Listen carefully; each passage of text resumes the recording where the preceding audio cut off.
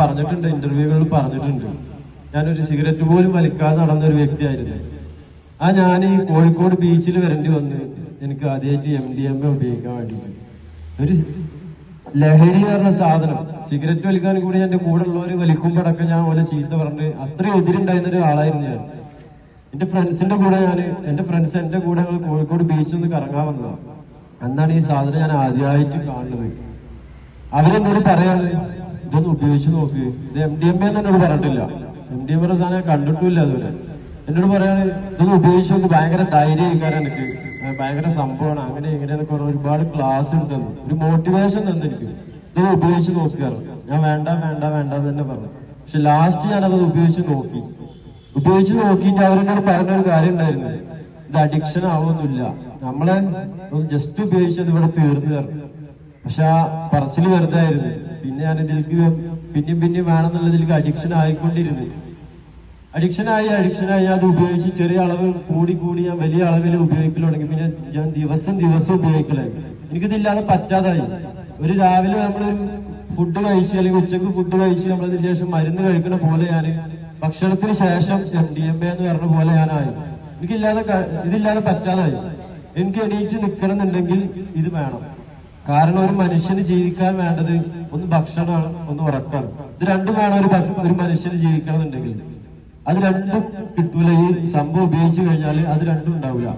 MDMA സാധനം ഉപയോഗിച്ചു കഴിഞ്ഞാൽ ഒരു മനുഷ്യനായ ആൾക്ക് ഉറങ്ങാൻ പറ്റില്ല, ഉറങ്ങൂല, പിന്നെ ഭക്ഷണം കഴിക്കൂല, ഇത് രണ്ടും ഉണ്ടാവില്ല. അതിനു വേണ്ടിയിട്ടാണ് അത് ഉപയോഗിക്കുന്നത്. ഉറങ്ങാതെ പല എന്റർടൈൻമെന്റ് എൻജോയ്മെന്റ് കാര്യങ്ങളൊക്കെ ഇതിൽ ഉൾക്കൊണ്ട് അങ്ങനെ ലാവിഷായിട്ട് ജീവിക്കണം.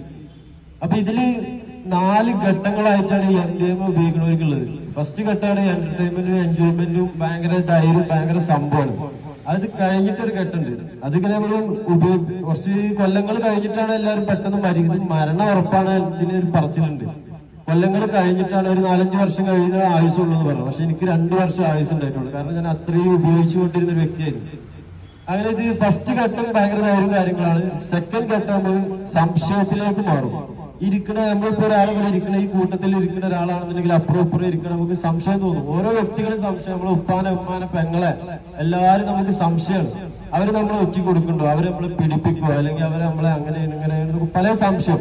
അത് കഴിഞ്ഞിട്ടുള്ള ഒരു ഘട്ടമാണ് വയലന്റ് ആവും. നമ്മളെല്ലാവരും പ്രശ്നങ്ങൾ ഉണ്ടാക്കിക്കൊണ്ടിരിക്കും. നമുക്ക് ആര് പറഞ്ഞത് നമുക്ക് പറ്റൂല, നമുക്ക് എല്ലാവരോടും ദേഷ്യവും പെട്ടെന്ന് പ്രശ്നങ്ങൾ മാത്രം.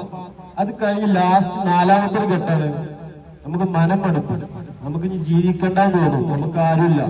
ഈ 3ാമത്തെ ഘട്ടത്തിൽ നമ്മൾ വയലന്റ് എല്ലാവരും നമ്മൾ വെറുപ്പിക്കും, നമുക്ക് ആരും ഉണ്ടാവില്ല. എല്ലാവരും നമ്മൾ ദേഷ്യപ്പെടുന്നു, പ്രശ്നം ഉണ്ടാക്കുന്ന തെറികൾ പറയുന്നത് എല്ലാവരും നമ്മൾ വെറുപ്പിച്ച് നമ്മളെ ഫ്രണ്ട്സുകളൊക്കെ നമ്മളെ അടുത്ത് പോയിക്കൊണ്ടിരിക്കും.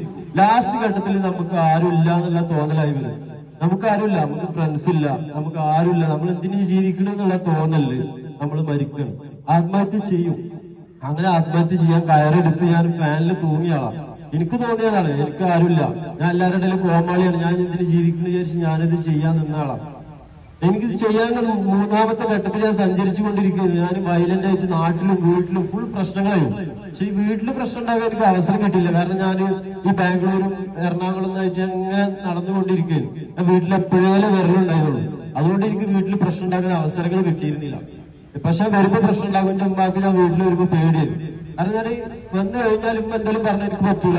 അപ്പൊ ഞാൻ അമ്മയോട് തർക്കിക്കും, ദേഷ്യപ്പെടും, പ്രശ്നങ്ങൾ ഉണ്ടാക്കും. പക്ഷെ ഞാൻ ഈ പറഞ്ഞ പോലെ എന്നെ അപേക്ഷിച്ച് ബാക്കിയുള്ള എന്റെ ഫ്രണ്ട്സിനെ അപേക്ഷിച്ച് നോക്കുമ്പോൾ ഞാൻ ഒന്നുമല്ല. ഞാനിത് ഒരുപാട് എന്റെ ഫ്രണ്ട്സിന്റെ വീട്ടിലൊക്കെ പോകുമ്പോ എന്റെ ഫ്രണ്ട്സിന്റെ വീട്ടിൽ ജനലില്ല, ബാത്റൂമിന് ഡോറില്ല. ഒരു ഫ്രണ്ടിന്റെ വീട്ടിൽ ബാത്റൂമിന് ഡോറില്ല, പിന്നെ അലമാരക്ക് ഗ്ലാസ് ഇല്ല. അതൊക്കെ അവൻ അടിച്ചു പൊളിച്ചു. അത് ചോദിച്ചപ്പോ ഇതൊക്കെ ഞാൻ അടിച്ചു പൊളിച്ചു. കാരണം ഈ പ്രഷറാവാണ്. ഈ ലഹരി എന്ന് പറഞ്ഞ MDMA സാധനം ഉപയോഗിക്കുന്ന ആൾക്ക് അവൻ പറയുന്നത് നടക്കണം, വാശി. ആ വാശി നമ്മൾ വിട്ടുകൊടുക്കൂല.